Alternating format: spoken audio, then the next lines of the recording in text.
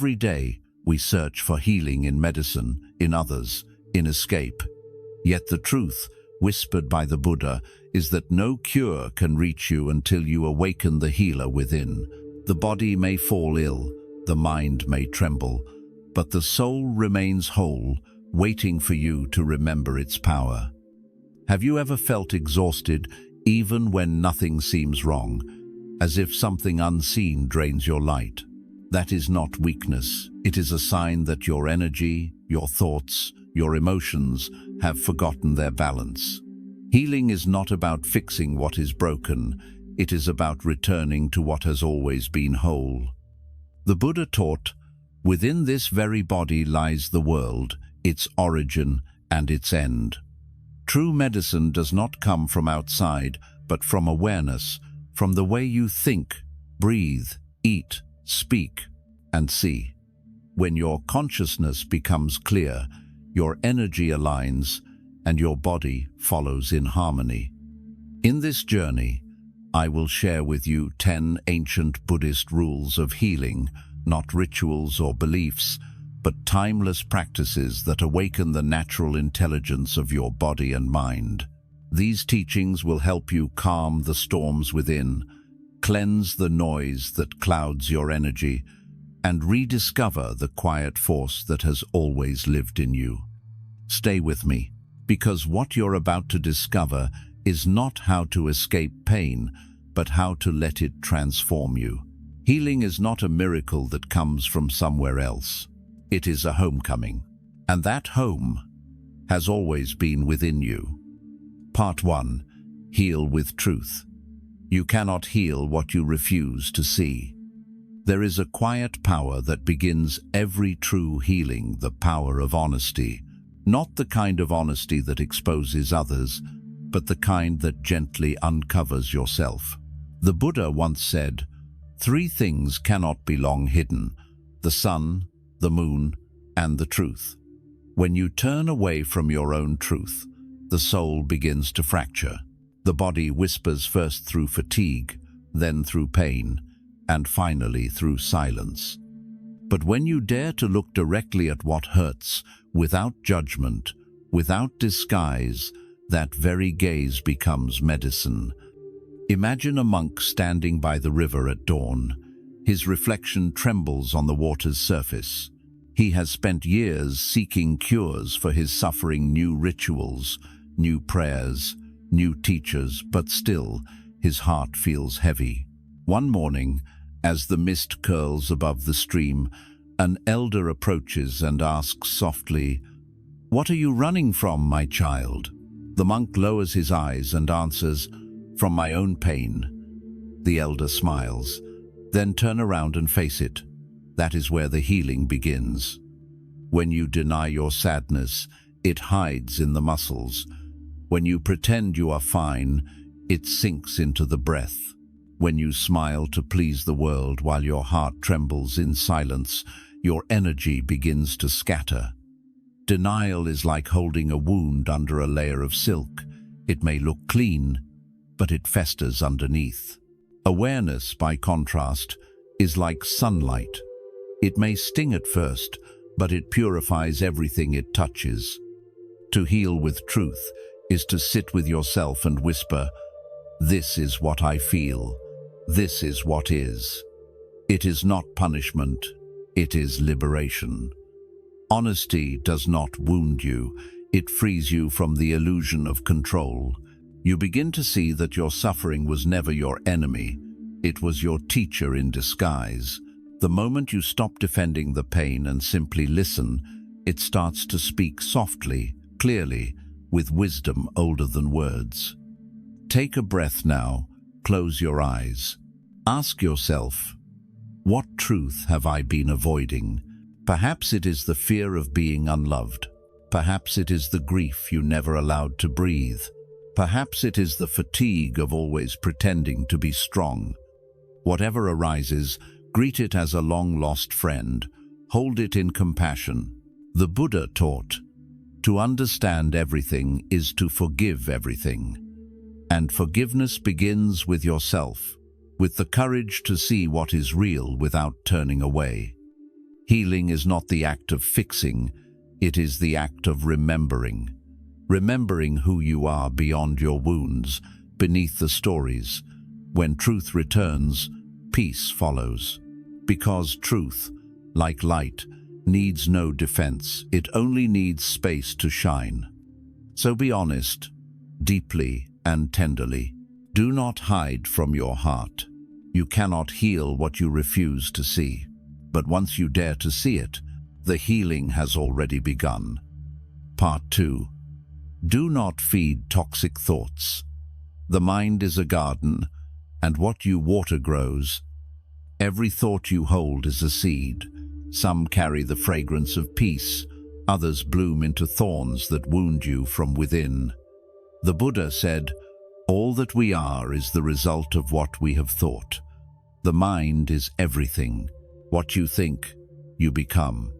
Yet most people walk through life scattering seeds without awareness, seeds of fear, resentment, comparison, judgment. They wonder why the garden of their mind grows wild with sorrow. Once a young monk came to his teacher, exhausted by his own restlessness. "Master," he said, "I meditate, I pray, yet my mind keeps growing weeds. Thoughts of anger, doubt, and envy return every day."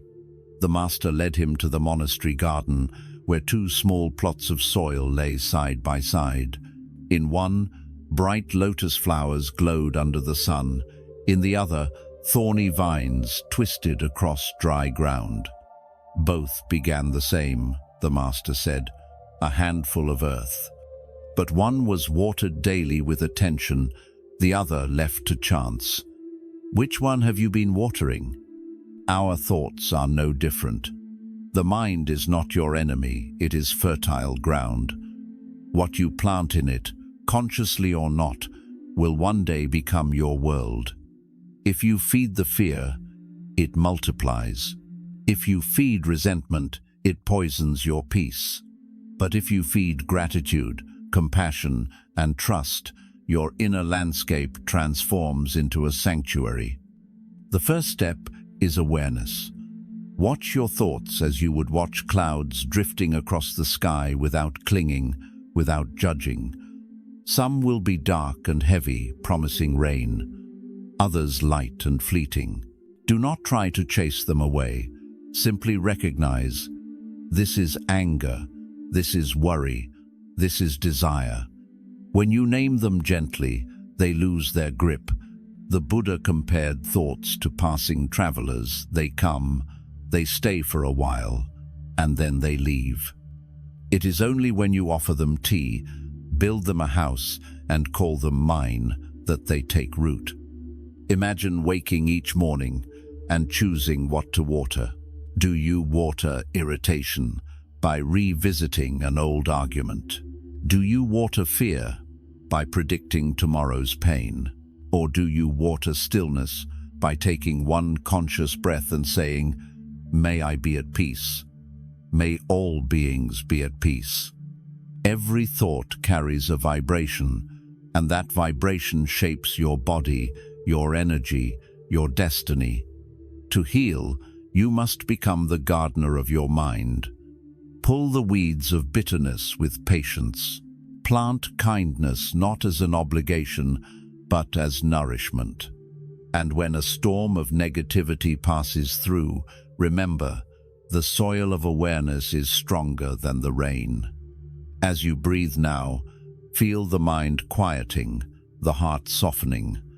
Let this affirmation root deeply. I choose thoughts that heal. I water seeds of peace. Because healing is not only about curing the body, it is about tending to the garden within, until your very thoughts become flowers.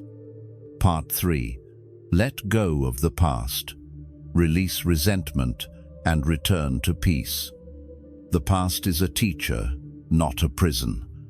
Yet so many walk through life dragging chains of old pain, unaware that the lock has always been open. The Buddha once said, "Holding on to anger is like grasping a hot coal with the intent of throwing it at someone else. You are the one who gets burned." Every memory you refuse to release becomes that coal, glowing quietly in your chest, keeping you warm with bitterness, but far from peace. There is a story told in the monasteries of the East. Two monks were traveling through a forest when they came upon a river. A woman stood by the edge, unable to cross. The elder monk, without hesitation, carried her on his back to the other side. The woman thanked him and went on her way. The younger monk, however, was disturbed. Hours later, he could no longer contain his frustration. "Brother," he said, "you broke the rule. We are forbidden to touch a woman." The elder smiled gently, replying, "I set her down hours ago. Why are you still carrying her?" That is how most of us live, carrying people, words, and wounds that should have been left by the river long ago. We replay conversations, reopen scars, and feed stories that no longer serve us. But healing cannot enter a heart that clings to old pain. When you hold resentment, your energy becomes trapped in the past, unable to flow into the present moment where life actually exists. Letting go is not forgetting, it is understanding. It is the moment you realize that what happened was not meant to destroy you, but to awaken you. Every betrayal revealed your strength. Every loss deepened your compassion. Every ending was a hidden beginning in disguise. The Buddha taught, "Whatever has the nature to arise will also pass away. Even suffering obeys this truth. It only remains because we keep reviving it with our thoughts." So, pause for a moment. Take a deep breath. Ask yourself, what weight am I still carrying? Whose voice echoes in my mind long after they have gone? What story am I repeating that keeps me bound to yesterday? As you breathe out, imagine releasing those memories like autumn leaves falling into a stream. Watch them drift away, neither resisting nor clinging. You don't need to fix the past. You only need to stop feeding it. In that stillness, forgiveness begins to bloom, not as approval, but as freedom. Forgiveness does not change what happened. It changes your relationship to it. It frees the energy that has been frozen in pain and returns it to love. It turns scars into sacred symbols of growth. To let go is to honor yourself. It is to whisper to your heart, "You are safe now. You can rest." And when the past finally loosens its grip, you will find something miraculous waiting beneath it: silence, space, and peace. Let the river of life carry what no longer belongs to you, and walk forward, light, free, awake. Part 4. Guard the gates of the senses. Choose what enters your mind as carefully as you choose food for the soul. The Buddha taught, "The senses, when untamed, drag the mind like wild horses, but when guided by awareness, they become the path to liberation." Every sound you hear, every image you see, every word you read becomes nourishment for the mind. Yet we are often more careful about what we eat than what we allow to touch our consciousness. We filter our food for health, but feed our soul with noise, conflict, and distraction, and then wonder why our peace becomes so fragile. There is a story from the old monasteries of Tibet. A young monk asked his master, "Why does my meditation feel restless, even when I sit in silence?" The master led him to a crystal-clear pond. As they watched, a traveler passed by and threw a handful of dirt into the water. The reflection of the sky vanished instantly. "That," the master said, "is what happens when you let unguarded impressions enter your mind. The pond is your awareness. The dirt is the world's noise. Guard your waters." Every day, countless impressions knock on the doors of your senses. The glow of a screen, the tone of a stranger, the conversation that lingers long after it ends, each leaves an imprint. The mind absorbs what the eyes consume. what the ears receive, what the tongue repeats. If you feed it chaos, it will echo chaos. If you feed it beauty, silence and truth, it will echo harmony. The Buddha compared the mind to a charioteer. When the senses obey awareness, the path becomes smooth. When they run wild, the chariot crashes. Guarding your senses is not about isolation. It is about discernment.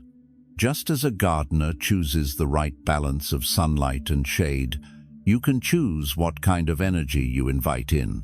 Spend time in nature, where the eyes rest on calm colors and the ears receive the sound of the wind. Listen to words that uplift rather than agitate. Watch what reminds you of goodness. Speak what leaves a trace of peace in the air. These are not small choices. They are the architecture of a serene mind. Try this simple practice. Before opening your phone, take one conscious breath and ask, "Will this nourish or drain my spirit?" Before speaking, pause and ask, "Will this sound create harmony or noise?" The moment you begin to ask, awareness has already entered the room, and awareness itself is protection. In a world that feeds on overstimulation, guarding the senses becomes an act of rebellion, a quiet declaration that your peace is sacred. When you learn to filter what enters through your eyes, ears, and words, you begin to taste life more deeply. The mind becomes clear, like the pond after the dirt has settled. So choose your impressions as you would choose your food, with care, with reverence, with love, because what you allow into your senses becomes what your soul digests, and ultimately, what your life becomes. Part 5. Practice silence every day. Silence is medicine, letting the mind reorganize itself. Silence is not the absence of sound, it is the presence of awareness. It is the sacred space where the noise of the world dissolves and the voice of truth can finally be heard. The Buddha once said, "Better than 1,000 hollow words is one word that brings peace." But in order to find that word, you must first return to the silence from which it was born. There is an old story of a monk who lived by a mountain stream. Every morning he would sit quietly beside the water, doing nothing, just listening. When a traveler passed by and asked what he was meditating on, the monk replied, "I am listening to how the world breathes." The traveler frowned, "But I hear nothing." The monk smiled, "That is because you are still listening to yourself." We live in an age of constant noise, notifications, opinions, demands. The mind is like a crowded marketplace, where every thought shouts for attention. Yet true healing happens only when the marketplace closes for a while, when you allow stillness to sweep through and dust away the clutter. Silence is not emptiness, it is restoration. It is the natural rhythm of the soul, rebalancing itself after too much motion. When you sit in silence, something extraordinary occurs. The chaos begins to settle on its own. You do not need to force clarity. Just as you do not force mud to sink in water, it settles when left undisturbed. The Buddha compared the quiet mind to a still lake. When the surface is calm, you can see your reflection clearly. When it is agitated, even the most beautiful sky appears distorted. Start small. Spend 5 minutes each day in quiet. No phone, no music, no agenda. Sit, breathe, and let the silence hold you. At first, you may hear only the noise of your thoughts, the old worries, the unfinished conversations, the lists of what must be done. But if you remain patient, that noise will begin to soften. Beneath it, there is another layer, a deeper rhythm that has always been there, the rhythm of being. Silence heals because it allows life to speak in its original language. The heart reorganizes what the mind cannot. The body releases what the tongue never could. Within silence, energy rearranges itself into harmony, like a river finding its course again after a storm. So let each day have its moment of sacred pause, a space where you simply exist, untouched by the pull of the world. Because in silence, the self remembers its wholeness. The mind realigns. The heart breathes again. As the old Zen saying goes, "Only in still water do the stars reflect clearly. Be that still water." Let silence be your medicine, and watch how quietly, effortlessly, your soul begins to heal. Part 6. Speak with kindness. Words can be medicine or a blade. Use them as healing balm. In Buddhism, speech is not merely sound, it is energy given form. Every word you utter shapes the vibration of your world. The Buddha taught, "Speak only the truth that is kind and beneficial. Do not speak harshly. Those who are spoken to will answer you in the same way." A single word, born from awareness, can soothe pain and mend what anger has torn apart. But a careless word can pierce deeper than any knife. There is a story of a monk who once asked his master, "How can I know if my practice is bearing fruit?" The master replied, "Observe your words. When they no longer wound, your heart has begun to heal. For words are reflections of the mind. A peaceful heart speaks peace. A restless one spreads noise. Imagine your voice as a river.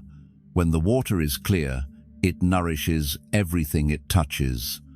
When it is polluted, it poisons the same ground it tries to sustain. In the same way, your speech flows out to others, but returns inevitably to you. What you say is never lost. It echoes back, shaping your inner world. This is why the Buddha placed right speech as one of the pillars of the Noble Eightfold Path, because healing is impossible without harmony between the tongue and the heart. Before you speak, pause for a breath. Ask gently, is it true? Is it necessary? Is it kind?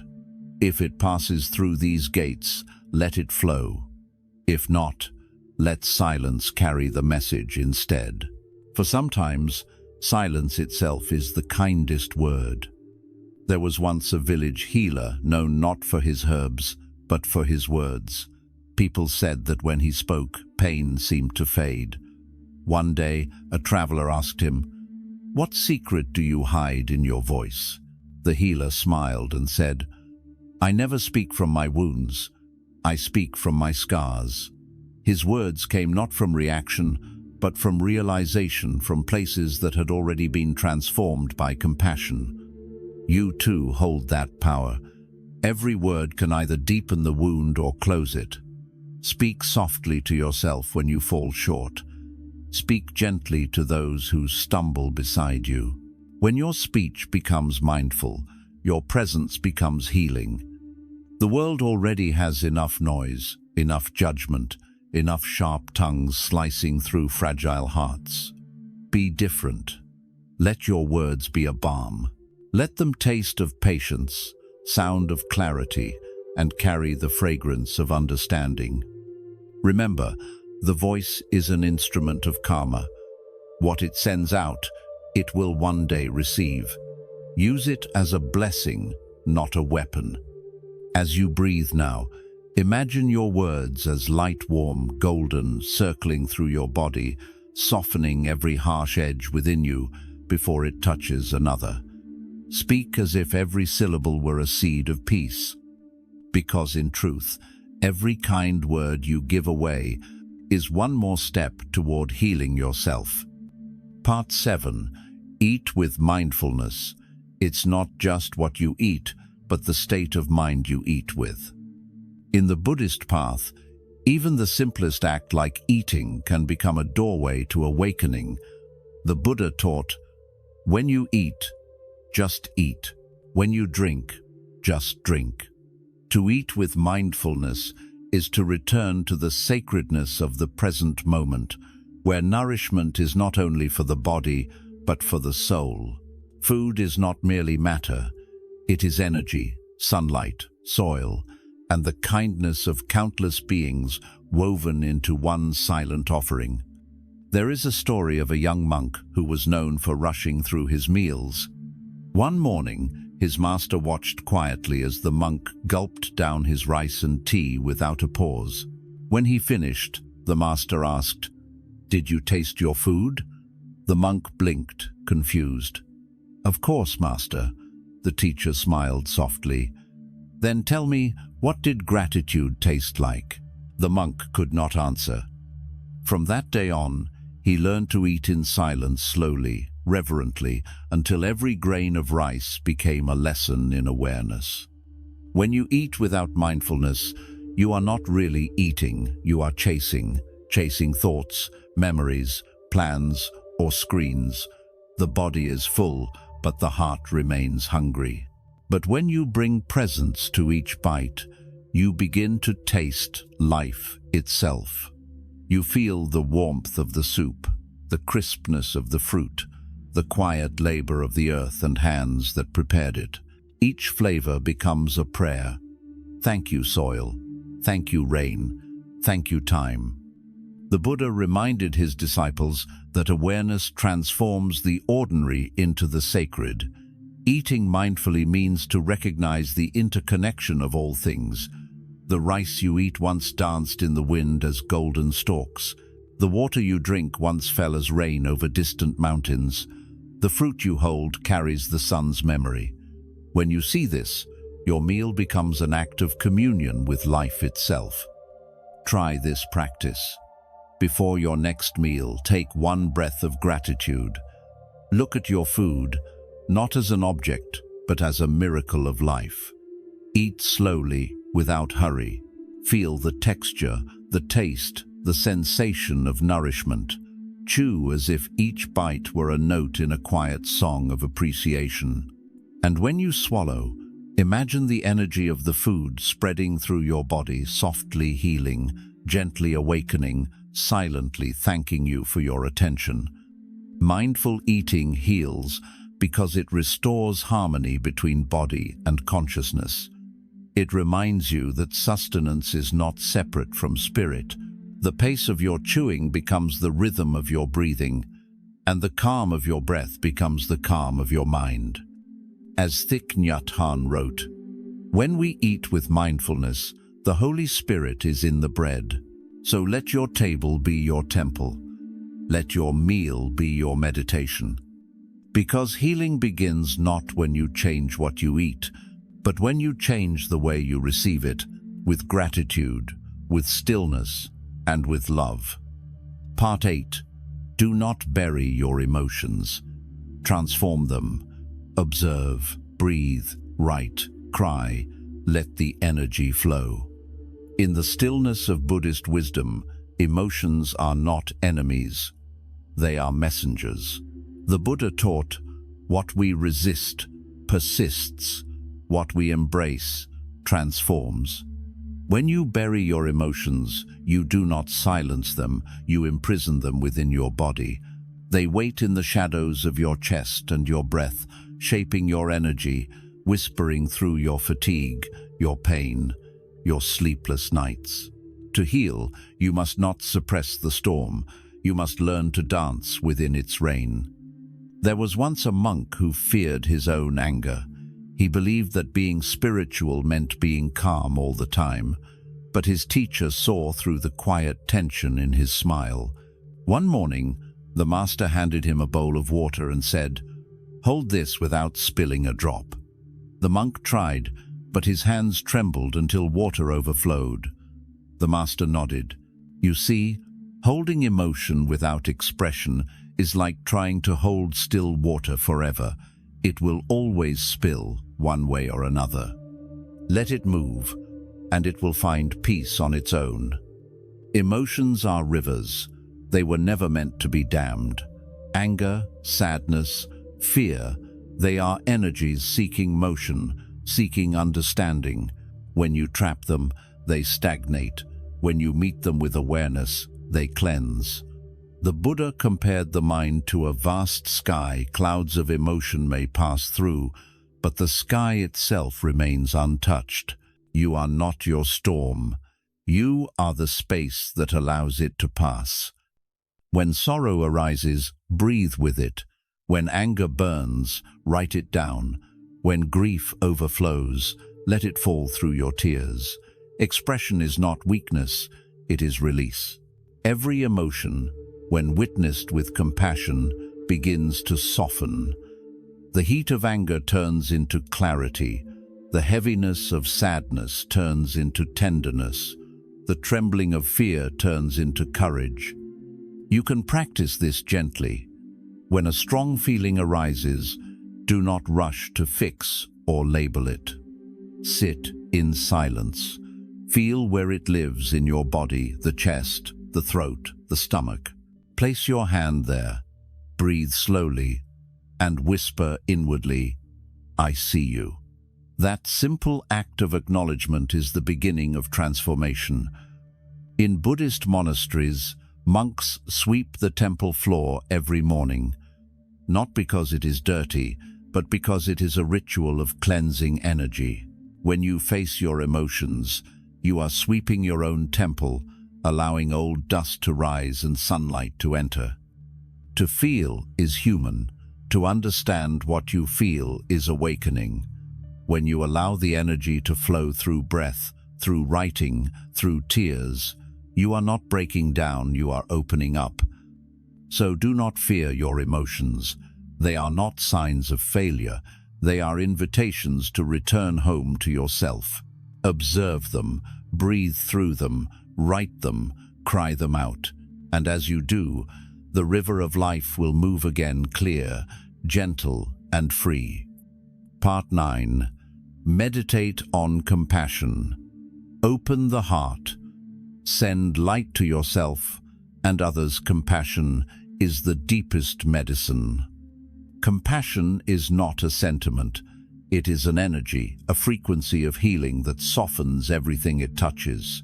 The Buddha said, "Hatred does not cease by hatred, but only by love."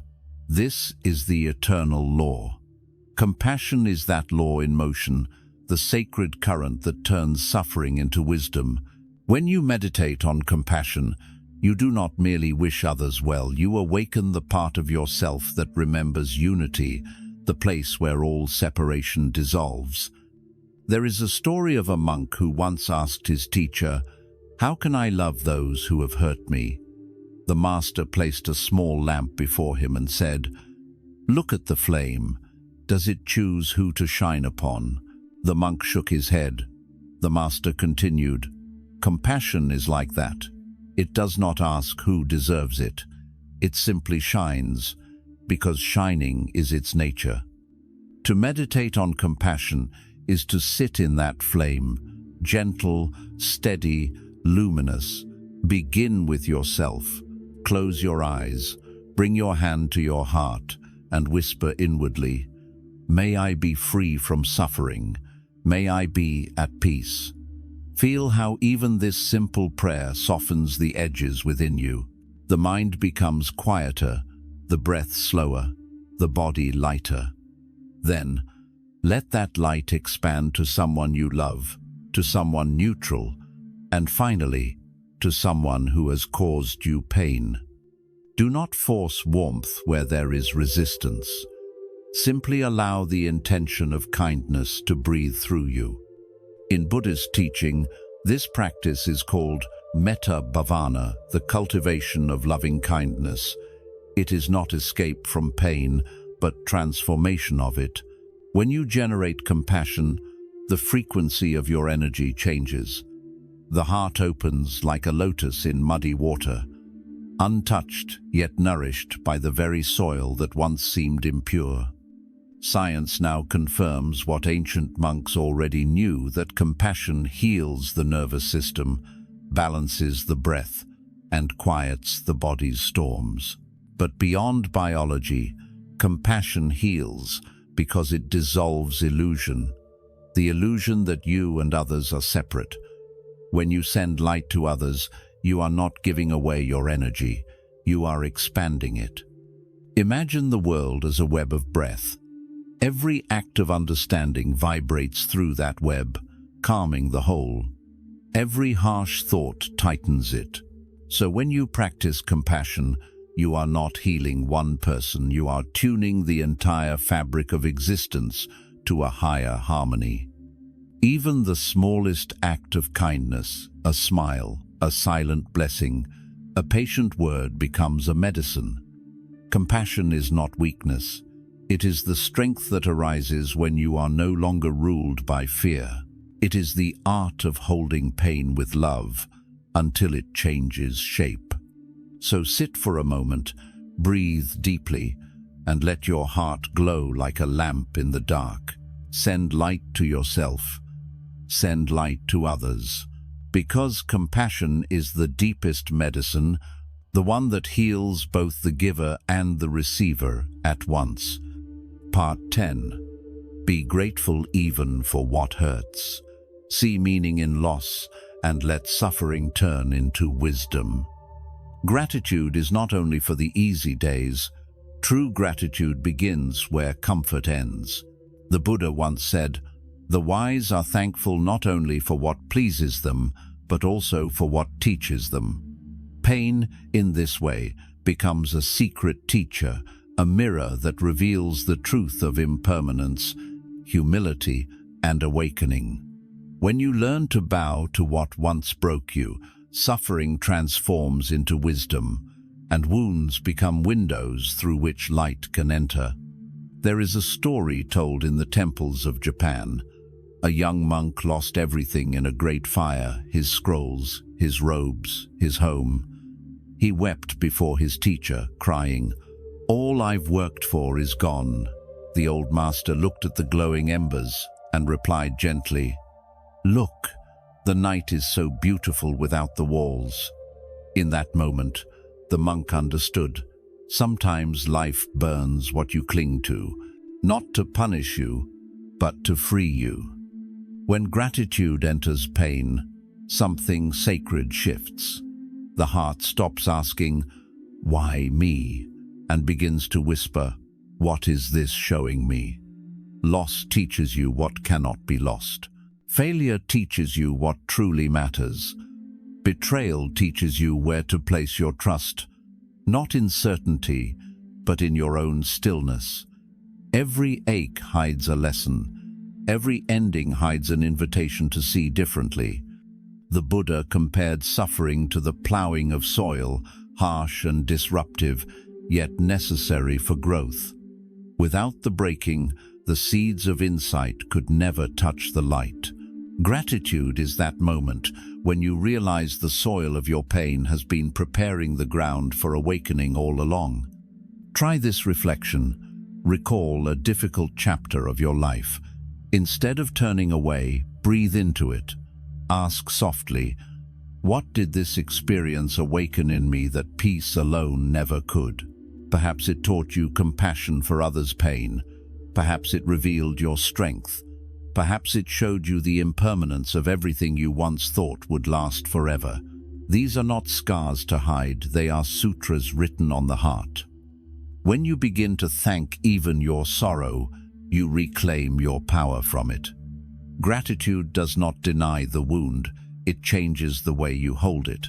You stop seeing yourself as the victim of the fire and start recognizing yourself as the light that survived it. Every thank you whispered in darkness is a form of prayer. It says to life, "I trust you, even here." And in that trust, healing begins. Gratitude turns pain into presence, confusion into clarity, and loss into liberation. So be thankful for what soothed you and for what shattered you, because both were necessary to reveal who you truly are. And when you can bow before your suffering and say, "Thank you," you have already crossed the bridge from pain to wisdom. In the end, healing is not a destination, it is a way of being. It is the gentle art of remembering who you are beneath the noise, beneath the pain, beneath the layers of fear and forgetting. Each of the 10 Buddhist rules is not a commandment, but a doorway, one that leads you back to the same sacred place, the stillness within. When you practice truth, your mind becomes clear. When you guard your senses, your energy becomes pure. When you forgive, your heart becomes light. When you embrace silence, compassion, and gratitude, your entire being begins to vibrate with peace. This is not philosophy, it is transformation. The moment you bring awareness to your thoughts, to your breath, to your smallest actions, your body begins to listen. It starts to align with the calmness of your mind. That is the real healing, not the absence of suffering, but the awakening of wisdom within suffering. The Buddha said, "No one saves us but ourselves. No one can, and no one may. We ourselves must walk the path. But as you walk, remember you are never alone. Every mindful breath you take joins the breath of countless others seeking peace, weaving together the quiet harmony of this world." If these words have touched something inside you, take a moment to share this light. Leave a comment, write a reflection, or simply type peace. It will be your small offering to the world, a seed of awareness planted in collective soil. Subscribe, stay close, and continue walking this path of awakening with us. Until we meet again, may your mind be still, your heart open, and your soul remember, you were never broken, you were always healing.